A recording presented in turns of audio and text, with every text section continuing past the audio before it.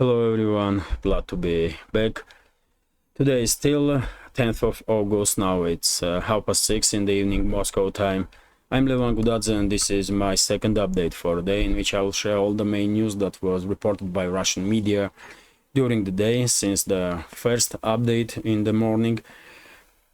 And later on I will record the third video, third update, this time for Patreon only, in which one gonna be friendly chat basically with my Patreons, and in that video I will share some ideas that I have about further development of our project and some steps that I already did take to make sure that our community and our channel will continue to move forward. Hopefully my Patreons will find that video interesting. And by the way, I will be immensely grateful if you will consider to join my Patreon. We will see link under this video in description box or in the pinned comment. That's been said, let's talk about news now, and I will start with Ukrainian special military operation, if I may. And first of all, I will share with you latest updates that Russian Defense Ministry did share with public about developments on the front line in previous 24 hours. I will share with you main topics, main points. So first of all, Kupiansk direction on the northern flank of the front line, northern sector of the front line. And well, according to Russian Defense Ministry, during the previous 24 hours, as a result of fierce fighting between the sides and local scale Russian offensive operations, Ukrainian side did lost up to 55 soldiers, and this is, by the way, Kupiansk settlement city itself. So Ukrainian side lost 55 servicemen in this area, 2 armored fighting vehicles, 3 motor vehicles, 1 M109 Paladin self-propelled artillery system, and 1 US manufactured M777 artillery system. One may think that situation in Kupiansk direction not that active, but in reality situation is very different. And by the way, as you can see here, these blue dots, this is our mandatory evacuation from Kharkov region, including Kupiansk itself. That was declared by Kiev regime today, and this decision by Zelensky and his associates definitely indicates that Russian side, as a result of constant successful local scale offensive operations for at least last 4 to 6 weeks, Russian side did reach point when it has a good enough position to conduct large-scale offensive operations. And I think exactly because of this, Kiev now declaring mandatory evacuation from dozens of settlements in the northern sectors of the front, including from Kupiansk itself. Now let's go through some other sectors. And according to Russian Defense Ministry, in the Donetsk direction, as a result of fierce fighting, and Donetsk direction is here, by the way, and main hot points in this area, of course, is Marinka, Krasnogorovka, and Avdiivka, which is in partial encirclement and operational encirclement.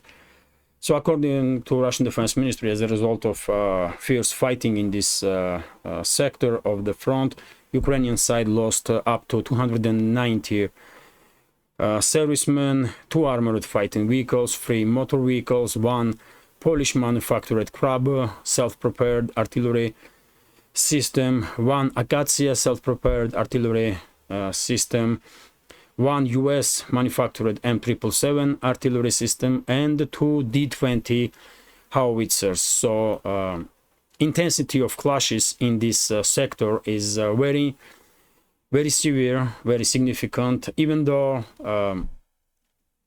right now we may not see any indications that breakthrough will occur or for anyone side in coming days.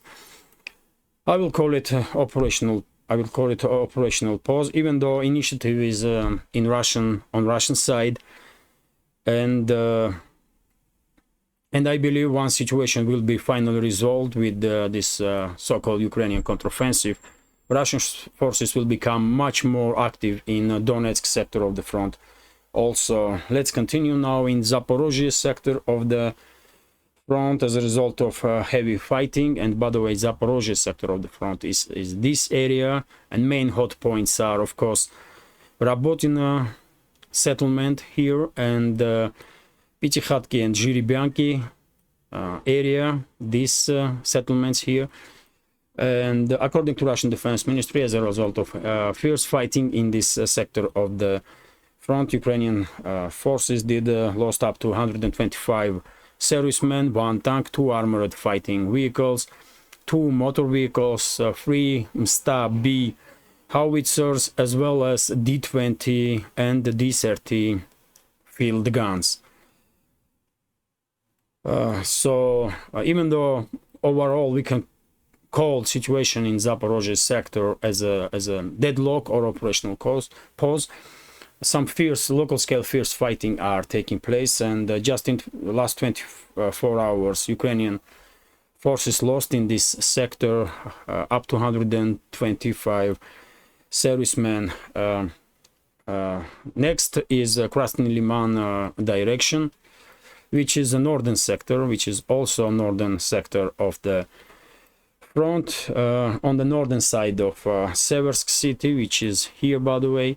And according to Russian Defense Ministry, in this area, as a result of clashes between the sides, Ukrainian forces lost up to 60 military personnel, 3 armored fighting vehicles, 1 Msta-B howitzer, 1 Akatsiya self-prepared artillery system. So, as I said, initiative on the northern sectors of the front is totally in Russian hands, and one may get confused because numbers may not be as high as Donetsk sector, for example, but because the Russian side had for a long time now many local scale successful operations, military operations, Russian forces definitely are in position to conduct a large scale offensive operation. And after all, my prediction that before end of this summer we may see a large-scale Russian offensive in the central and northern sectors of the front line may become true. One more, my prediction may become reality. Let's wait and see. It's a quite long time to go before August will end. And by the way, in South Donetsk sector of the front line, according to Russian Defense Ministry, and by the way, South Donetsk sector of the front line is this area here. Main hot point, of course, Vremevsky Ledge, so-called Vremevsky Ledge settlements, Staromayorskaya here and Urozhaine. And according to Russian Defense Ministry, as a result of fierce fighting in this area, Ukrainian side, Ukrainian armed forces lost up to 130 military personnel, 2 armored fighting vehicles, 1 Gyatsint S self-prepared artillery system, as well as Msta-B and D-12 howitzers. So, even though some local-scale fierce fighting are taking place, especially in direction of Urozhaine, probably we would not be mistaken if we will say that it's still operational pause, and at least for now, nowhere to be seen second wave of Ukrainian counteroffensive that was anticipated by many in the Western media and in the Western so-called elites. And finally, let me share with you information about situation in Kherson sector of the front line, which is most southern sector.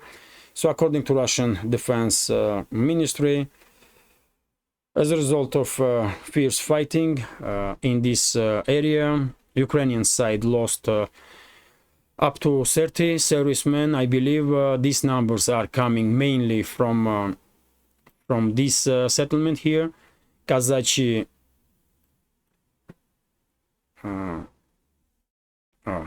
It's gonna be Kazachi Lager, where just in last few days Ukrainian side did conducted a landing operation, and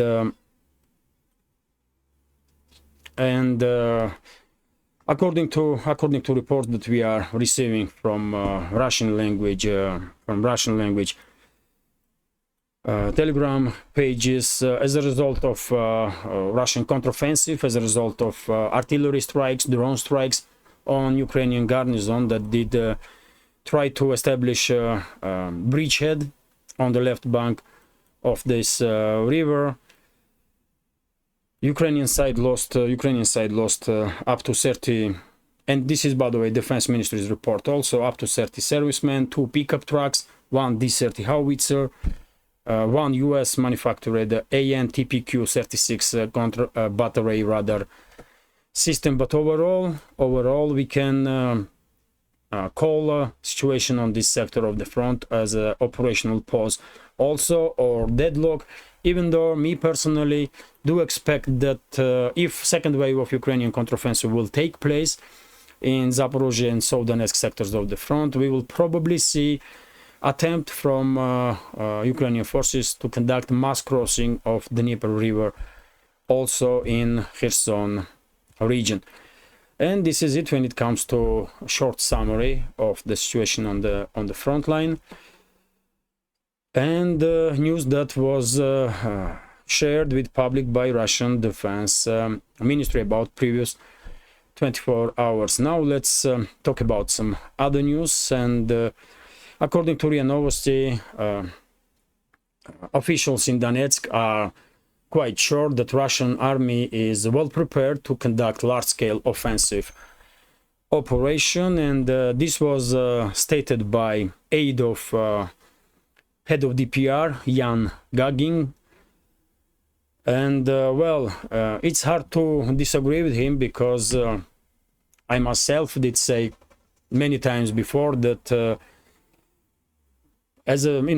according to my reading of big picture, Russian forces definitely are ready, in position to conduct large-scale offensive operation in the central and the northern sectors of the front line, and maybe even on the southern sectors, because as we all see, Ukrainian so-called counteroffensive did run out of steam.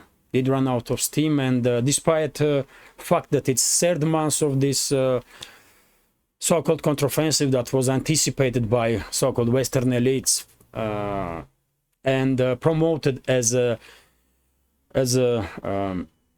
major event for this year, when it comes to Ukrainian battlefield, we did see that it's the third month of this counteroffensive, and Ukrainian forces did not even manage to reach first line of defense of Russian side in this area. And even though I'm not military expert, I expect that my understanding is that whenever one side is failing to conduct offensive, other side is conducting offensive operations. So we may very well see Russian large-scale offensive in the southern sectors of the front line also.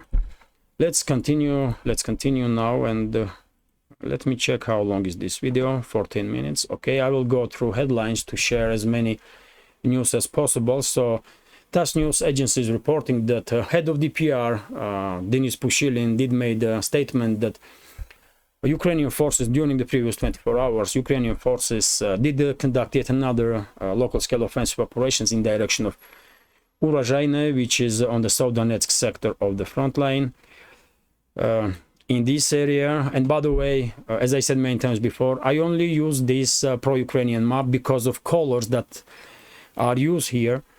This map is unreliable, other maps are much more reliable, but I find it difficult to read those other maps because of colors. It may be just my problem, my issue, but I will use this map, if I may, because it's just much easier to locate certain geolocations, to highlight certain geolocations that I want to show you. So when it comes to Urozhaina, it's here, by the way, this settlement on Vremevsky ledge, and according to Denis Pushilin, Ukrainian forces did conducted some local scale offensive operations, and at some point even enter this settlement from the northern side, from the northern flank, but as a result of Russian counteroffensive, as a result of fire from Russian artillery and Russian aviation, Ukrainian forces were forced to retreat with some heavy casualties. And right now that settlement, Urozhaina, is under full Russian control. Excuse me. RIA Novosti is also reporting that just in previous hours, Ukrainian armed forces did conduct artillery shelling of Bryansk region. Settlement Chausi was shelled by Ukrainian forces, and as a result of this shelling, one local civilian was killed and two civilians were injured. Yet again, this settlement is not on the front line, has no any military meaning. Ukrainian side just shelling civilians to probably to generate some stress, some internal turmoil. But yet again, this will probably not scare nobody. It will just anger, this kind of actions will just anger Russian society, and yet again, this is a pure war crime, by the way. This is a pure war crime, and one day, I'm quite sure, leaders of current regime in Kiev will pay for all the crimes that they did committed or was committed under the orders, including shelling of civilian settlements on Russian soil.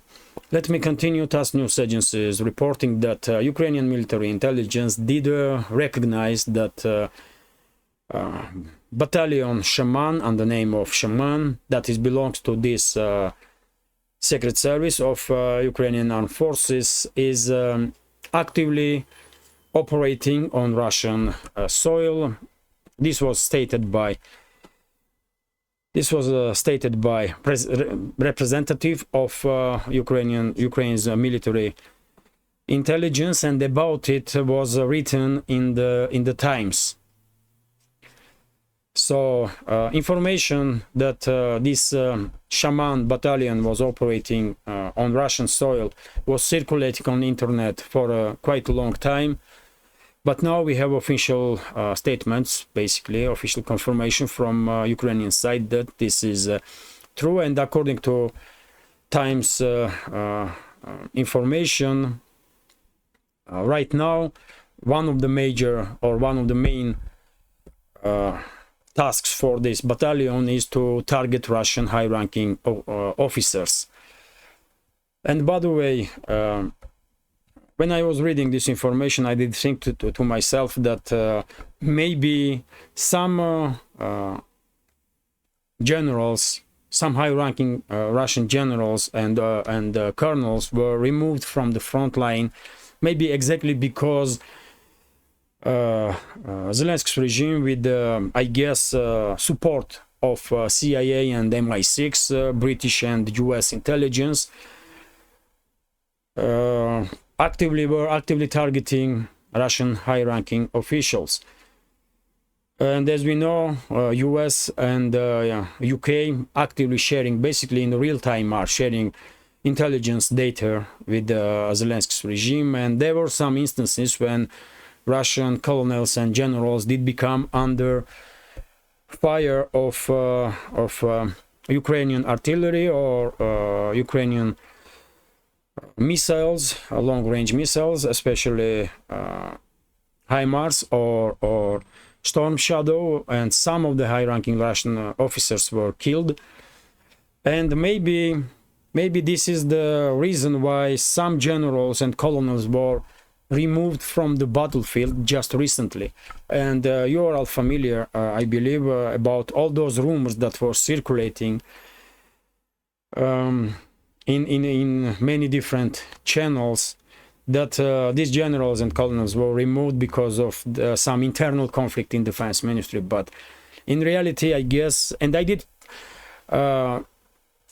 spoke about this possibility quite a few times before, that I guess real reason is that these officers were removed from battlefield for their own safety. And let me continue. And TASS news agency is reporting that head of Chechen Republic Ramzan Kadyrov did made a statement that on Robotyne direction, Ukrainian armed forces did lost more than 1,000 soldiers just in previous few days, when they were conducting this local scale offensive operations. I did share on my Telegram many video and photo confirmation of destroyed Ukrainian armed groups in that area. So statement from Kadyrov hardly can be doubted. Really, I believe his statement is correct. Let me continue now. RT is reporting that one of the NATO states, Poland, will deploy some 10,000 troops on the border with Belarus, and during the previous couple of months, we are seeing constant steps from Warsaw to escalate with Russia and Belarus.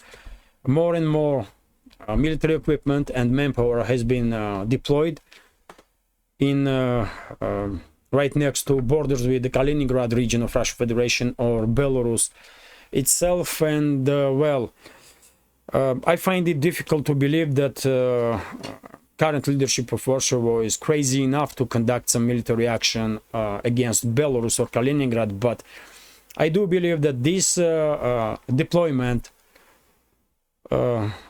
but I believe that difficult relationships with Belarus and Russia have been used by Warsaw to justify deployments of its militaries on the eastern borders, because I guess this military personnel will be in the first wave of Polish invasion force in western regions of Ukraine.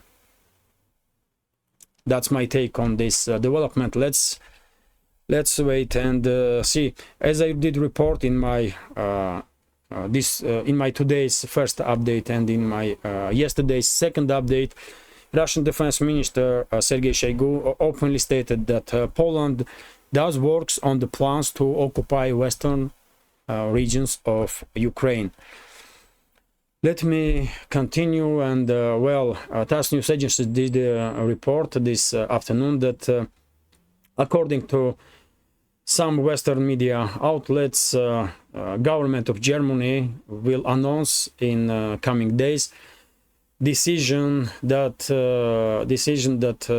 Taurus long-range missiles will be delivered to Zelensky's regime. This is a significant, very significant escalation from Berlin, because these missiles have even longer range than Storm Shadow, or that was delivered to Zelensky's regime by UK, or Scalp missiles, cruise missiles that were delivered by France.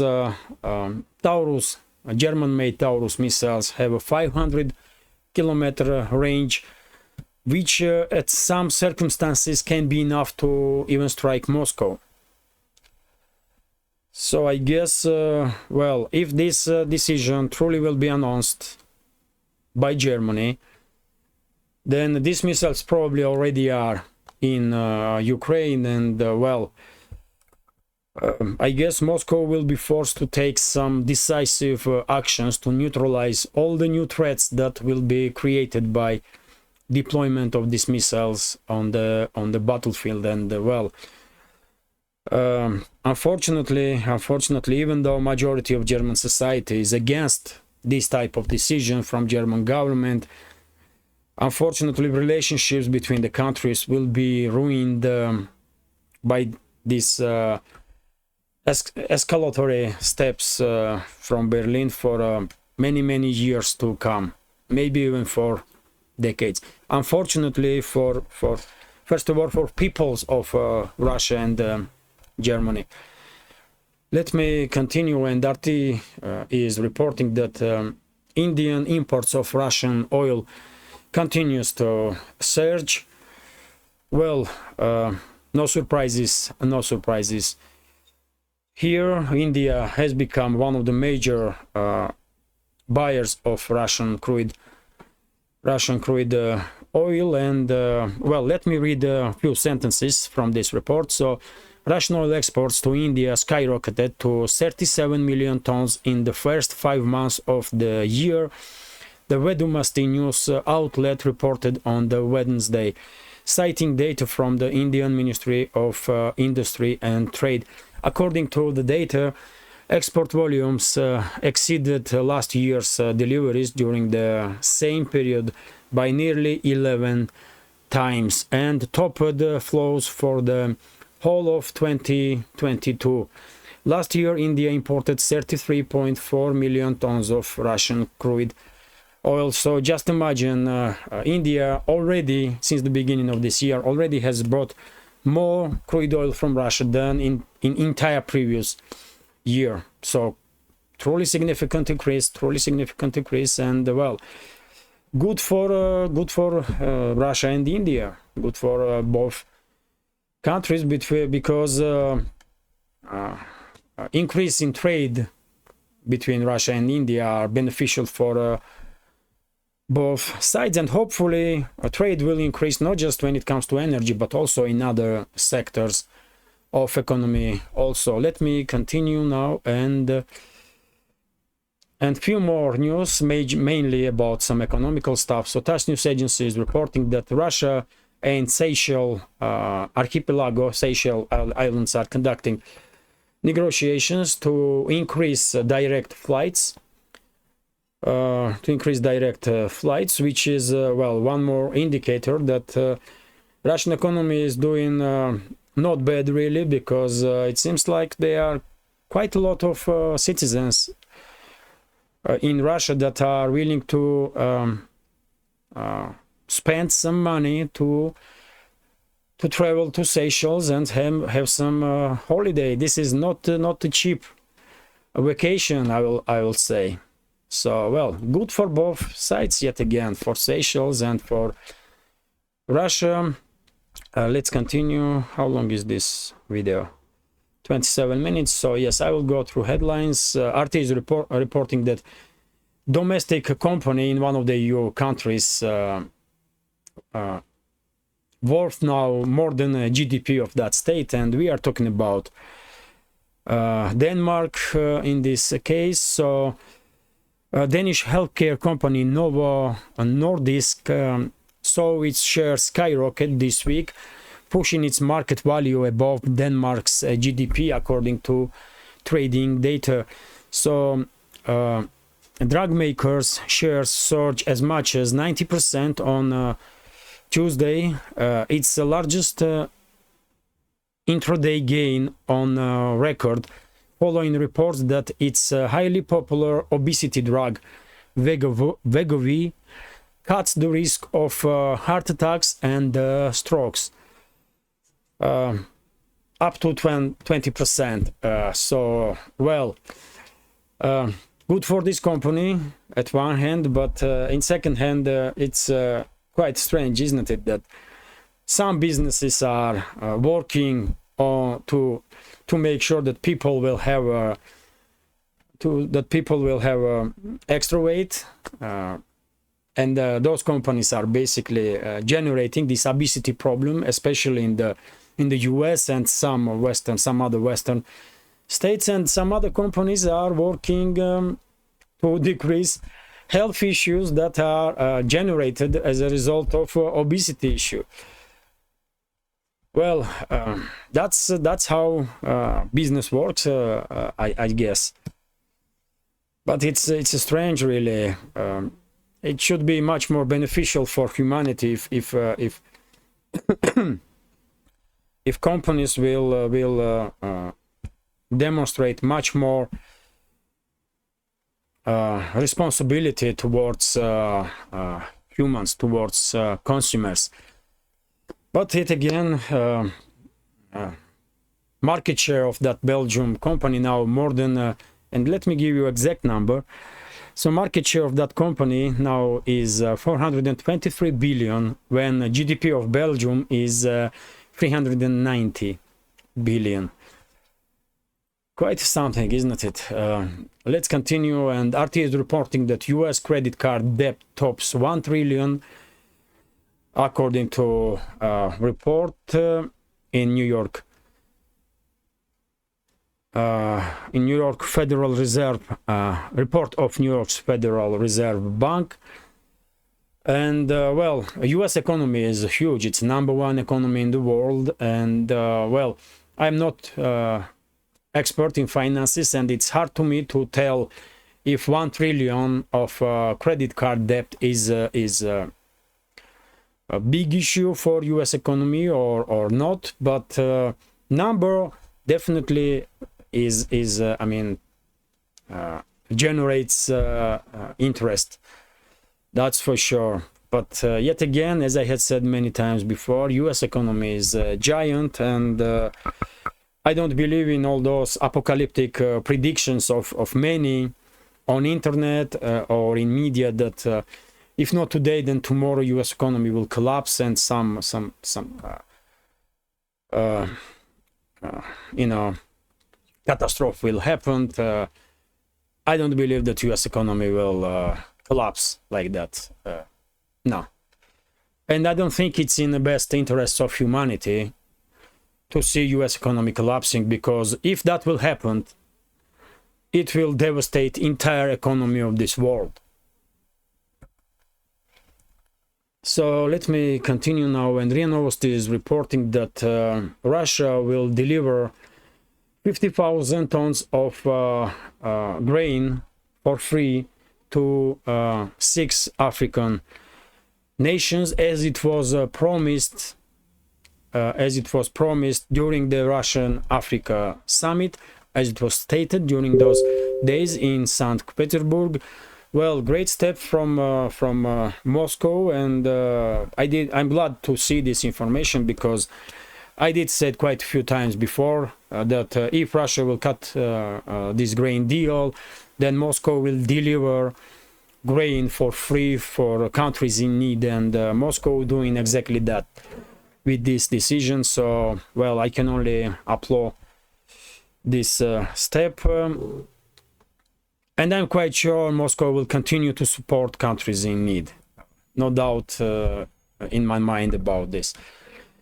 Let me continue. RT is also reporting that Russia's grain harvest forecast have been upgraded, and well, Russian farmers are projected to reap up to 137 million to have up to 137 million tons of grain, including 88 million tons of wheat, according to Institute of Agriculture Market Studies. And forecast for the wheat crops has been increased by 1.5 million tons to 88 million ton. Export capacity assessment has also been risen by ICAR analysts, who predict foreign sales of grain to amount to 61 million tons, including 47.5 million tons of wheat. So, well, Russia is definitely one of the main bread baskets of this world, and despite Western sanctions and Western pressure, I don't think this will change anytime soon or ever.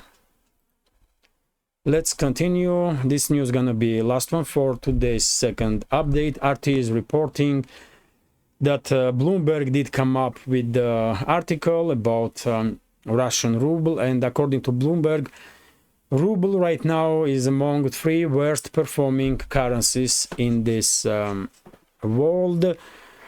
Well, unfortunately, it's hard to argue with this, at least for now, because in recent weeks and even months, ruble did fail quite significantly. But by the way, I should mention that even though, of course, it's obvious that failing ruble will influence inflation, and inflation numbers will rise. For now at least, I did not notice any extreme inflation when it comes to ordinary products that we all buy on daily or weekly basis. So to be honest, I'm living in Russia, and for now I did not notice some extreme increase in prices. So let's hope it will stay this way. And I'm quite sure Russian Central Bank and Russian Ministry of Finances will come up with steps exactly to make sure that inflation will stay low, if it's possible, and at least lower than double digits. And this is it for today's second update. Hopefully you will find this video interesting, and if so, please consider to support with a small donation through PayPal, buy me coffee, or by subscribing to my Patreon page. And by the way, I don't really want to talk about these likes and comments anymore, because I did spoke about it so many times in recent days. But well, to tackle this extremely aggressive algorithm of YouTube, please consider to click that like button if you find this project, this channel, this video interesting and useful, and please leave some commentary about any topic you like, and if you can, share links to my videos or my channel with your friends on Facebook, Twitter, Telegram, or any other platform that you are active on. Well, this is it for now. Hopefully you will find this update interesting. Take care and see you soon.